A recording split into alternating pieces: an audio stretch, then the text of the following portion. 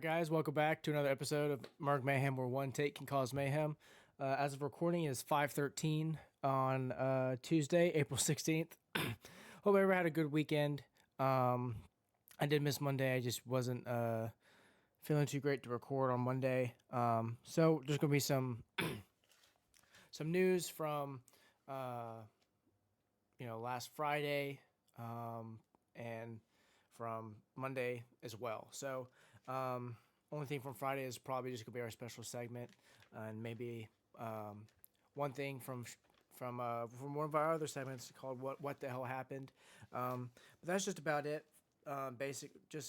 Basically from those days, and then Monday, we're gonna get into Monday and Tuesday sports stuff right now.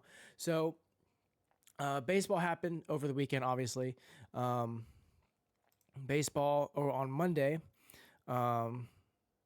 Going into Monday, our team that we're going to cover this week, out of all the teams, just in case y'all didn't know, I didn't put in the community post like I thought I would have. Just forgot. But we're going to be covering the Braves this week.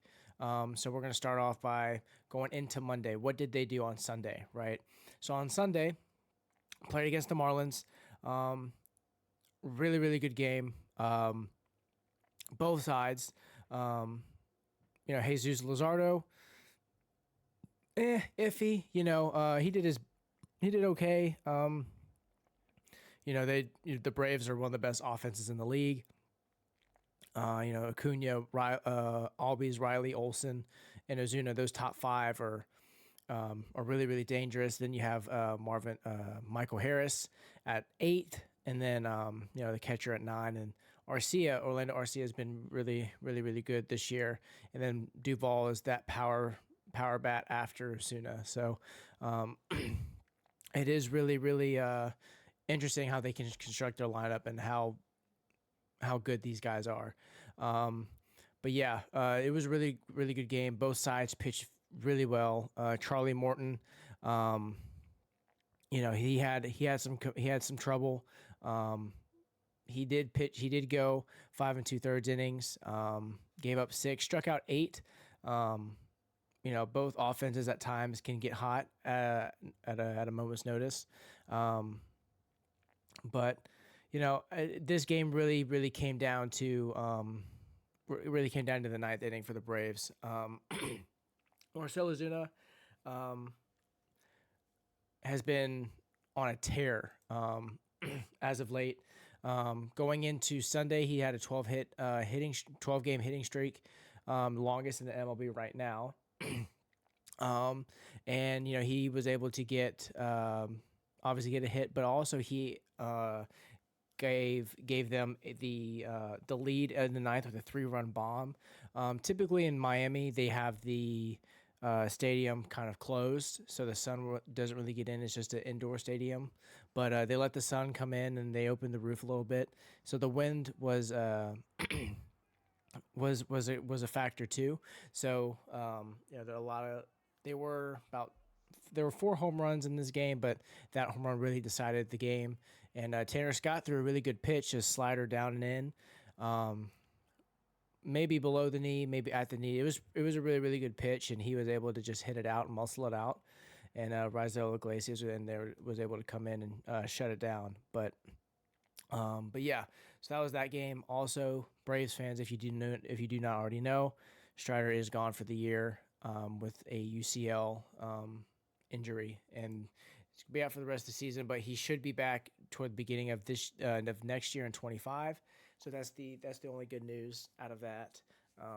But last night the Braves went into Houston for the 2021 World Series rematch, I believe. But yeah, Ronald Acuna went 2 for 4 that game.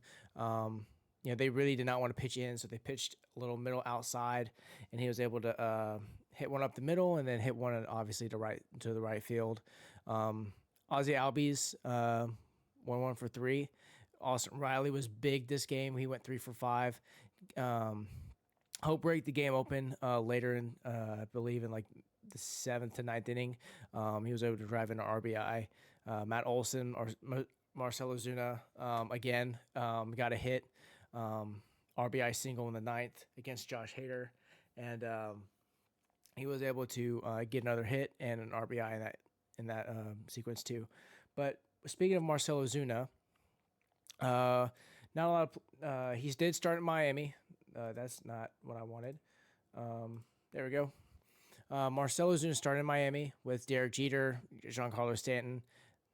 There he was. There he is right here. Started off in Miami with Yelich, with Stanton, and he was able to get himself an all-star in Miami 2016 and 2017. And then, they Jeter started trading everybody. Then he went to St. Louis. Really good year.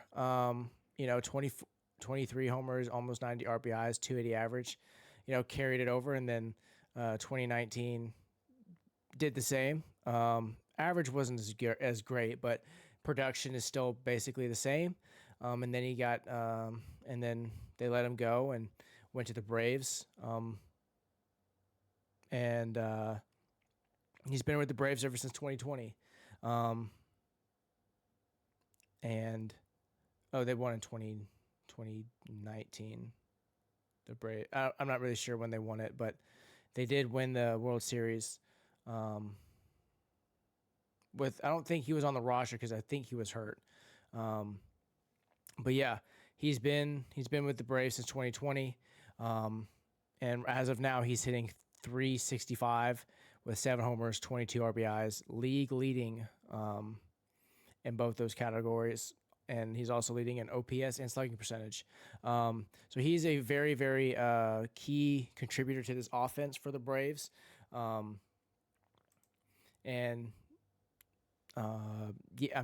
With him gone, hopefully he stays healthy, because he's going to be their dark horse. I think these two guys here are going to be very, very important when they go into postseason time. And they're going to need both of them in this tight division with the Mets, with the Phillies. And it looks like the Marlins aren't doing anything. But yeah, for the Phillies and the Braves, it's going to be a neck-and-neck division for the whole year. But yeah, he got his 14th consecutive game with a hit streak and with a hit. So they also play tonight. And they will be able, hopefully he can continue that to 15 games. But yeah, this guy's having an unbelievable year, and I just hope that he does get an all-star nod, because if he keeps performing like this, he could be a potential MVP for the National League. But yeah, that's the Braves who we're going to be covering throughout this week. Detroit played today. I'm going to cover them every day just because of Colt Keith, who I've known for forever, and unfortunately he did not play today. He's played, I think, 3 to 4 games in a row, so he got a day off. They did end up winning this game 4-2. Andrew Chafin came in relief and got credited for the win. He struck out 3.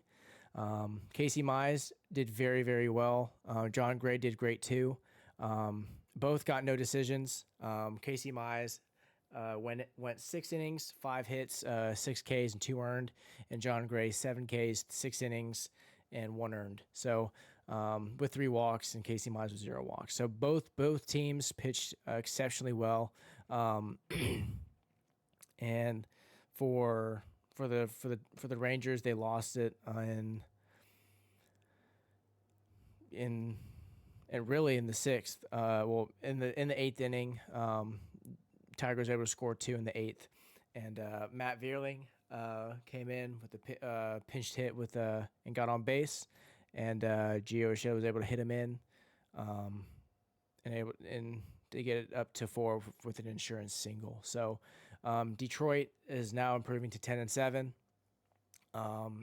Like I said, one of those shocking teams in the MLB right now. But yeah, I'm really happy for them, because their division is a whole lot closer than I thought it was going to be. With the Royals beating Houston and beating Minnesota, I think there was one team that I didn't think they were going to beat, and they ended up winning the series against them.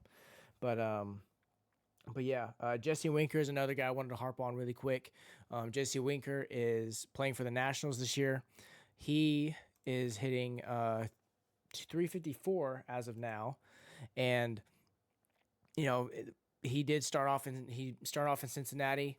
Had an All-Star year in 2019. 2021. He hit 24, drove in 71. Second half, he didn't have as many power. His power numbers went down a little bit, but he hit 305 for the year.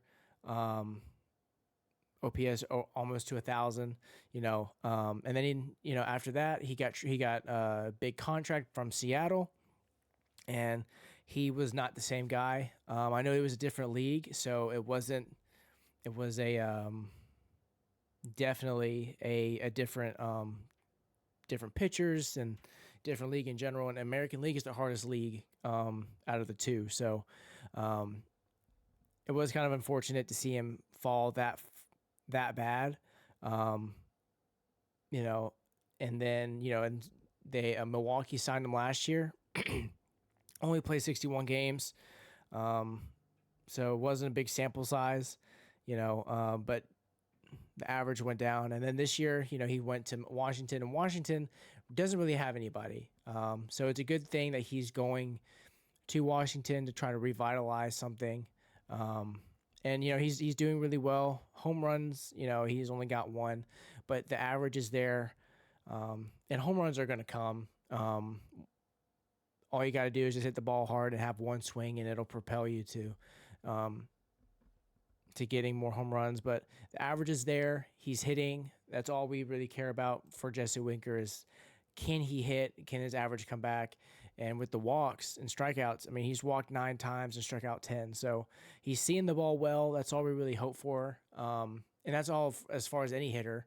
That's all we have to do is once we get in a rhythm and once we start seeing the ball, we're going to be, he's going to be fine. But yeah, I'm really happy for him. It is early, so it could change, but he's hitting 354, and he's doing really well for this young Nationals team. Another guy, I have a few other guys to harp on before we change into the NBA because playoffs start today. Michael Busch. Michael Busch is a rookie. He was in the Dodgers farm system, as you see with his Dodgers hat, but he signed with Chicago. Last year when he was with the Dodgers, he didn't really have a big sample size. He only played about 26 games or so, and now he's showing you why he was one of the best prospects in their system. In the top 25 in average, top 10 in homers, and top 30 in RBIs, and top 10 in OPS. He's a guy that no one was really thinking about this early on. I'm thinking, I was thinking Cody Bellinger could have these numbers, but he's been producing. This video right here is going to be his 5th homer in 5 consecutive games. I know it's a little blurry. Hopefully it'll clear out in a second. But yeah, this is his 5th homer in 5 consecutive games. The last person to do this is Christopher Morel, who's on the same team, and before him is Sammy Sosa. Also, this was Jackie Robinson Day, celebrating Jackie Robinson going into the color barrier. So, we can't thank Jackie Robinson enough for his sacrifice and what he had to go through to get to where some of these players are. This goes for the Dominicans, the people overseas that come and play, and obviously Americans, white, black, whatever race you are. We have to commend Jack Robinson for everything he did to help everybody to get to where baseball is today. And yeah, so can't thank you enough, Jackie. R.I.P. Rest in peace. But yeah, Michael Busch, back to him again. Last 7 days, 5 homers, 21 at bats, 7 RBIs, 7 strikeouts, and 4 walks. So he's seeing the ball well right now. He's projected. We can see these projections together. ESPN projected him. What? Why does it say projected? Okay. Whatever. I guess that was. Well, I guess the average it doesn't project average, but as of now, he's projected to hit 61 homers. As of right now, do I think it's going to happen? Absolutely not. But we can all hope. But yeah, he's expected to hit 61 homers, 122 RBIs, and strike out half as much as he's walked, or walk is half as much as he struck out. They actually get a better look there. But yeah, fastball right over the middle, and he crushed it. But yeah, great job to Michael Busch for taking a chance on himself and going to Chicago.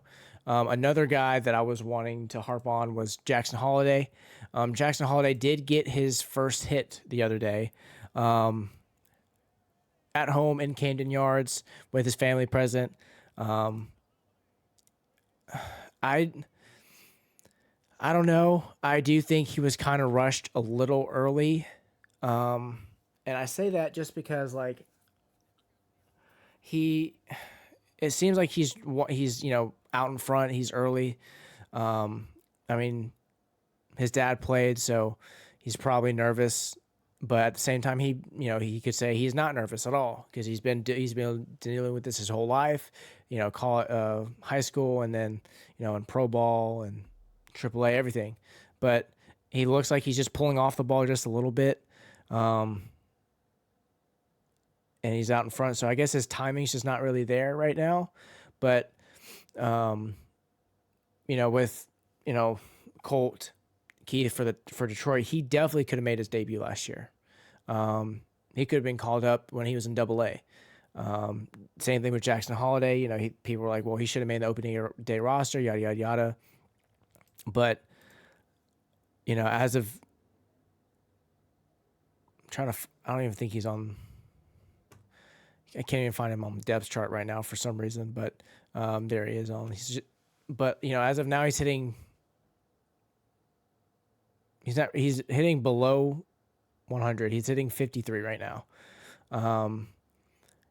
He is 20 years old, so I mean he's got time to grow, but I don't know. I feel like he should have waited. They should have waited on him, to be honest.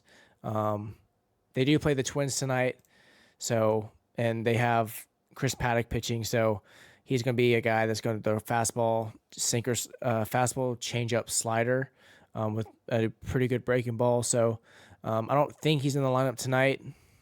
Apparently he is. Look at me being wrong, but this is according to ESPN. ESPN, he's going to be hitting 8th, with McCann hitting 9th.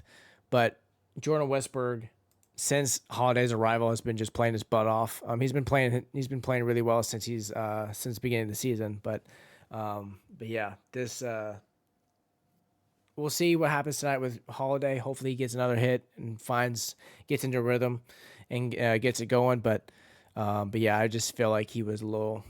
They called him up prematurely. But this is because he hasn't had a full AAA season. And Colt didn't really have a full AAA season either, but he got called up halfway and he still was able to hit about 300. So, but yeah, we'll see. We'll see with Jackson Holliday. Hopefully he gets it going. But and then the last two things for MLB, Tommy Pham did sign with a minor league deal, and he did sign with the White Sox. He did sign with the White Sox. Do I think he's going to play? Absolutely, but they're not going to go anywhere. Unfortunately, with the Eloy Jimenez did come back, but he's going to be their DH. But with Robert gone, and with Yohan Moncada, I mean, they don't really have anybody. as far as offensively, and Benintendi's not what he was with Boston, but it he'll probably find some playing time in the outfield. Last year, in 2023, he hit 256, 16 homers, 68 RBIs, so he wasn't too bad. Above average hitter. Struck out roughly 50 to 60 more times than he walked, but slugging percentage is good. On base was good. Pretty solid there. He did help Arizona get into the playoffs. One of the popular plays was when he did get picked off. But that was just because the timing from the pitcher. He changed. He gave a second look, and then he just got thrown out, picked off. But it happens. But yeah, I mean, I do think that he will be beneficial for this White Sox team because they have nothing going for him. And yes, he was a Cardinal. Unfortunately, we let him go. But yeah, that's that for him. Unfortunately, he's going to a bad team, but hopefully he'll get traded or something like that, and he'll be able to help another team out. That's actually good. And then the last thing, John Sterling has been the voice of the Yankees in the broadcasting booth in New York. He retired from broadcasting. He is 85 years old. He's been doing this for the past nearly 40 years, 36 to be exact. I am sad because he's definitely had some good home run calls. And just like Vince Scully, you just know who the good ones are, and you just want to watch, not only because of their temperament, their voice, but also just how they called the game. And he's one of the better ones that I've heard, and definitely one of my favorites. But yeah, he did retire. A legend is going, and just want to say happy retirement. Thank you all that you've done for the Yankees and for baseball in general, and hopefully you'll be in the MLB Hall of Fame if you're not already. But yeah, thank you so much, and if you're not in the Hall of Fame, we will see you there. That is all for baseball. The Braves do play tonight against Houston, so I'll be covering that tomorrow. Tomorrow. I forgot what day it was today. But yeah, that is all for baseball. We're going to go to the NBA. NBA, the playoffs do start today, so I am very, very excited. If you don't know what the bracket is for the playoffs, it is here. Play-in for for the West is tonight. So the Kings and Warriors play, and the Pelicans and the Lakers play as well. The Lakers and Pelicans are the first game, and then Kings and Warriors are second. If I really think that the Lakers are going to win against the Pelicans, even though everyone is healthy. The only way they do not win is if something happens and AD is gone for this game. But yeah, even if they do not win, the Pelicans will play the Nuggets and just get absolutely murdered. And then hopefully, if you're the Lakers, hopefully it's not against the Warriors, because the last time the Warriors played the Lakers, Draymond, Clay, and Steph were insane from behind the arc. But yeah, just because I just think the Warriors can outshoot them from three and hopefully not make and probably not make as many turnovers as the Lakers, but we'll see. I'm picking the Lakers in this game, and I'm definitely picking the Kings because I really want them to be in the playoffs a little bit longer. They had a really great year last year, and then this year it was so confusing because it was like, well, they were in the top five, and then they just crashed and burned. But yeah, I don't know. I really do think that the Kings have a size advantage over the Warriors. It's just, can they out rebound and can they make timely stops, because you're not going to really slow down Steph, or you're not going to shut him down. You're going to slow him down, but they got to make sure that the Kings have to make sure that they out rebound and not make as many turnovers as Golden State. Obviously, make more shots, but can you hold the Warriors 3-point percentage down? But yeah, those are the key. That's the key for the Kings, and for the Lakers against the Pelicans. Don't have Zion come downhill. Obviously, playoff Zion in the perimeter, build that wall like Boston and Miami did against Giannis in his first few years when he blew up, and also try to. And the Lakers turn the ball over a lot too. So make good decision with the basketball. AD don't get hurt, and also they got to out rebound. They have to out rebound the Pelicans too, because Zion could easily get 8. Valanciunas is a big guy, and Larry Nance can get some boards too. And also they have a lot of shooters. Nick Marshall, Jordan Hawkins, McCollum's is mainly known for his mid-range, but he can shoot the 3. Trey Murphy, Alvarado, like they have really good guys. And Herbert Jones, make sure that he doesn't get wide open 3s in the corner. But yeah, that's the key for the Lakers tonight against the Pelicans. I believe the East plays tomorrow night. We're just going to double check just to make sure, because I want to make sure that I do not miss those games either.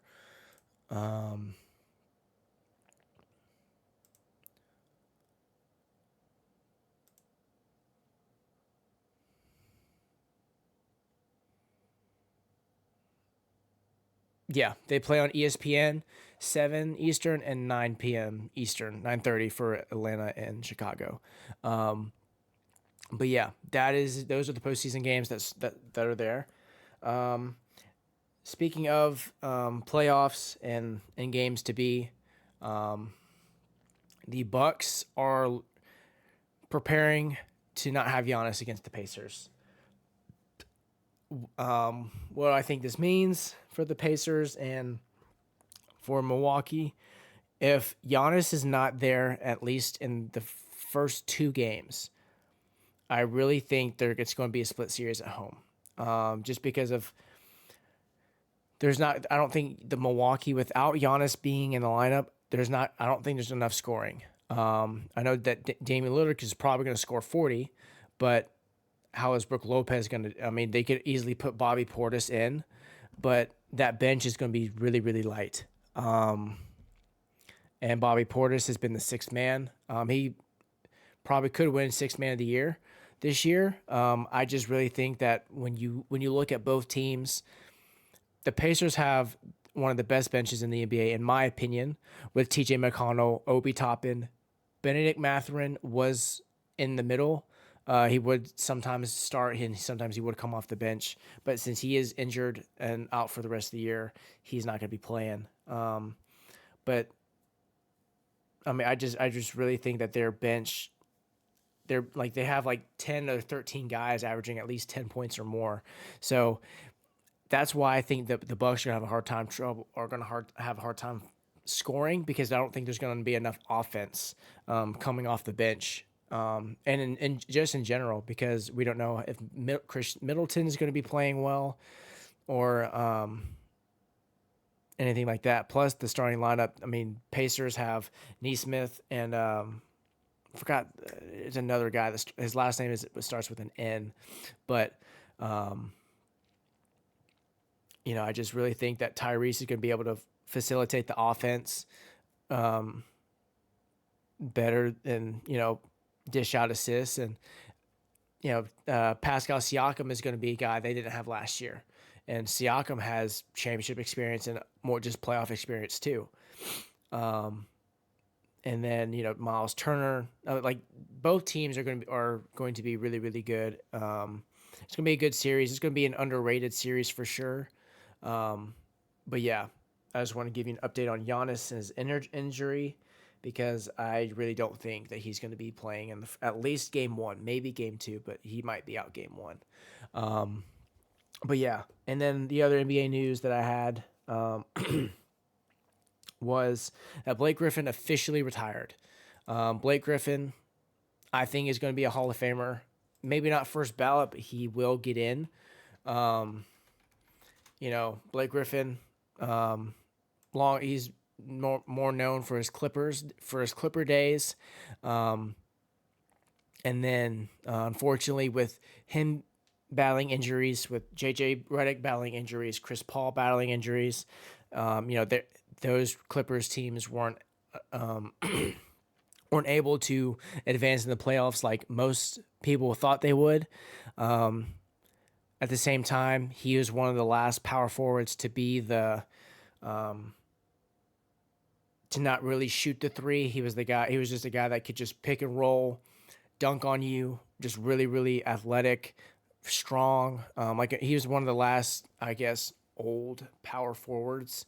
But yeah, I mean, he's 6'9", 250, one of the best dunkers of all time, maybe the best dunker at his position, arguably with Sean Kemp. But yeah, he averaged for a career 19 and 8.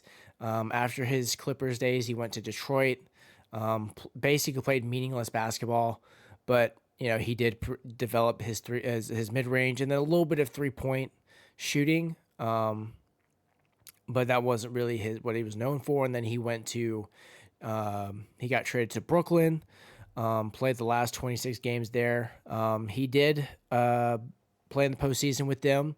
Unfortunately, Kevin Durant dealt with injuries with James Harden and Kyrie Irving, and basically tried to beat Milwaukee in the Eastern Conference Finals. And unfortunately, that year, I think the Bucks went on to win against Phoenix.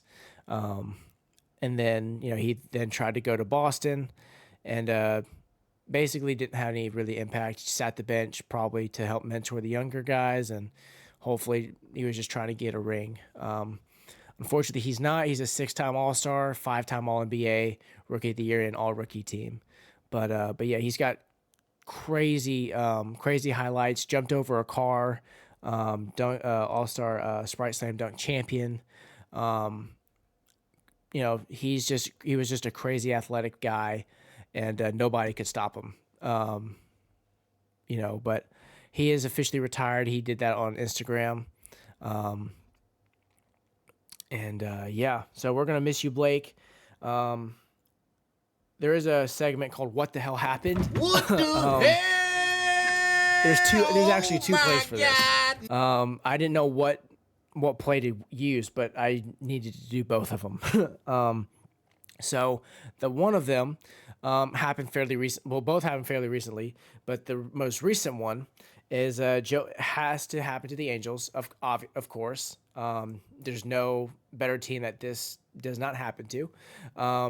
They were playing against the Rays at Anaheim, and Joe Adell has been a guy for LA that has really can hit in the minor leagues, but can he bring this into the majors?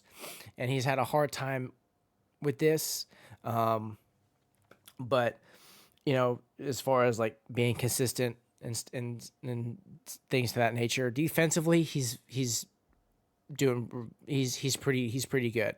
Offensively is where it's like, what do we do? He's basically at the point, the Angels are at the point with him, like, what do we do? He's a really good defender, but he can't really hit like he did in the minors.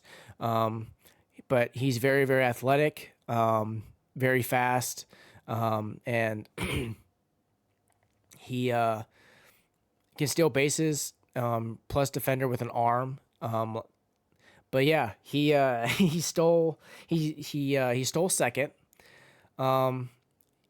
but safe by a mile, right? And instead of sliding, he got there on his feet, but then he runs past first, and as an infielder, you're always taught to hold the tag on regardless, and he overran the bag, and they called him out because he held the tag on.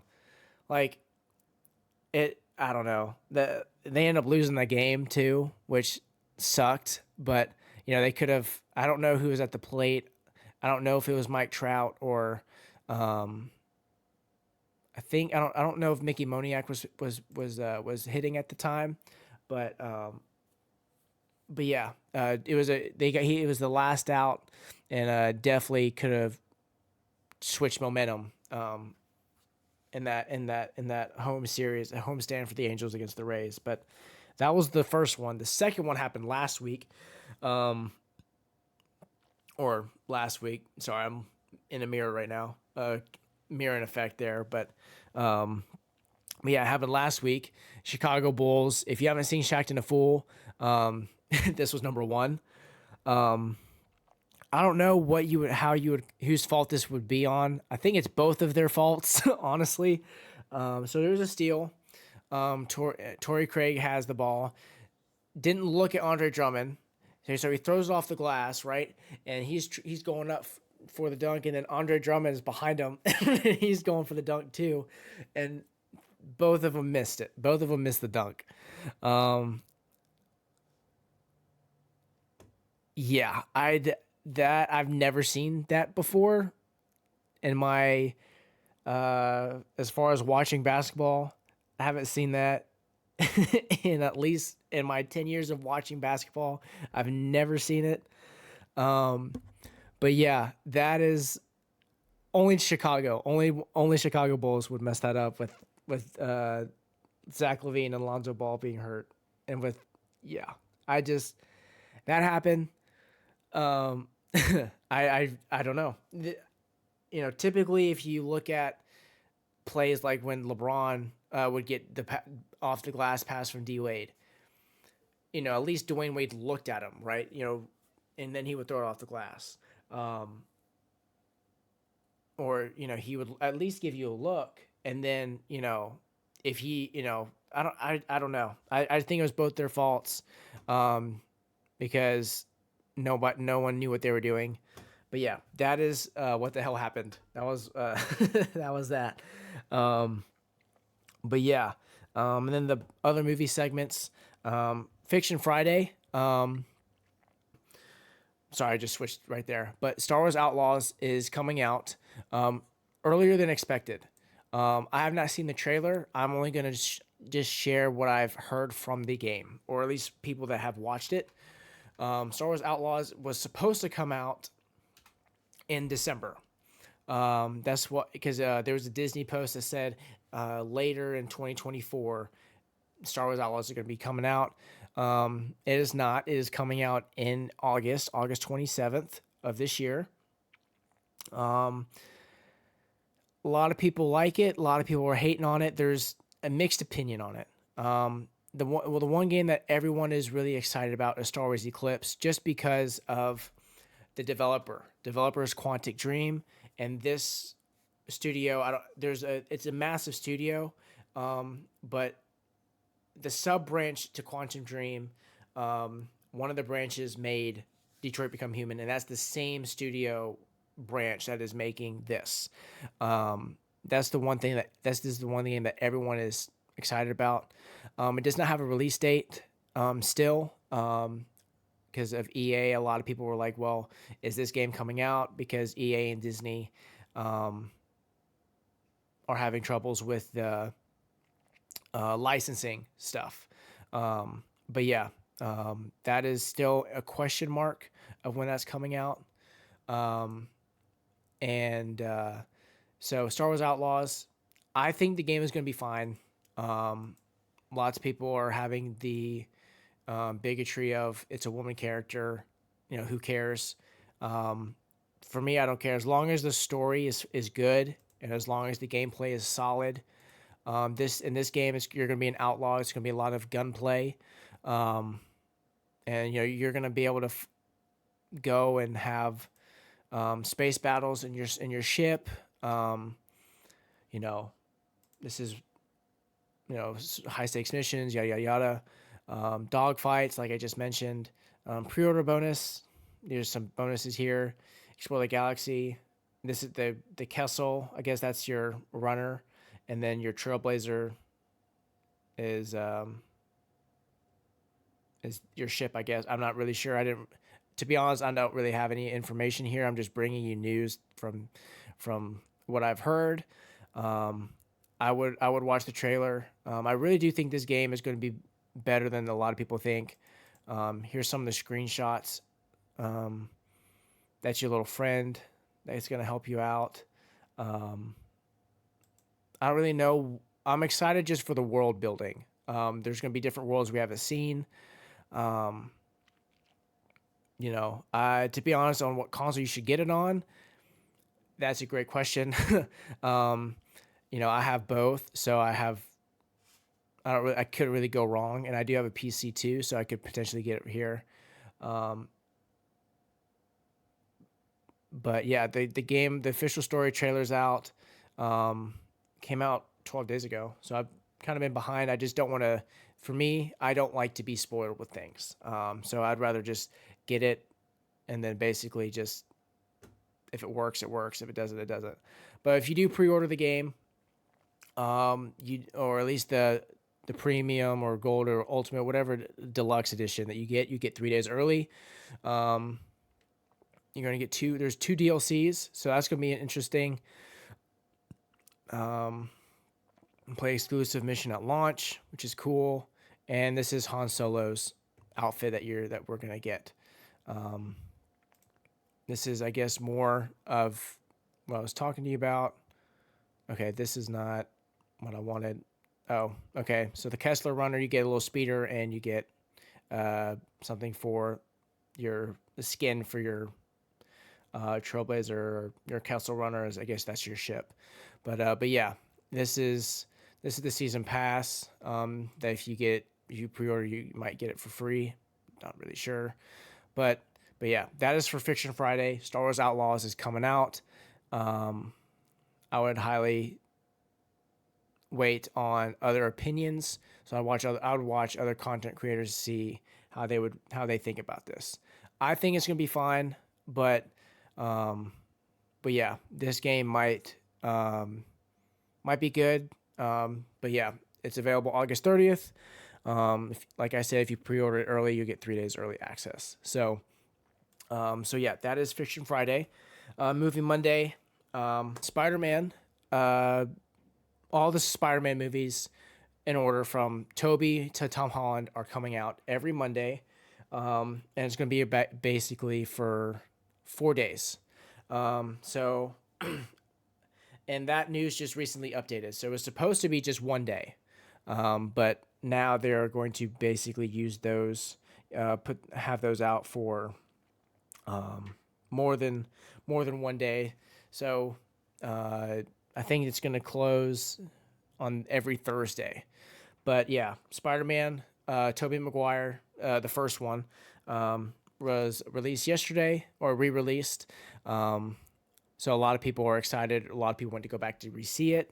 I haven't seen it in theaters. I just grew up watching on a TV, so I would definitely love to go and just have that experience. I know movie theaters are expensive, but you won't forget that experience that you have with any movie. For me, Avatar was the first movie that made me want to go to see movies in theaters.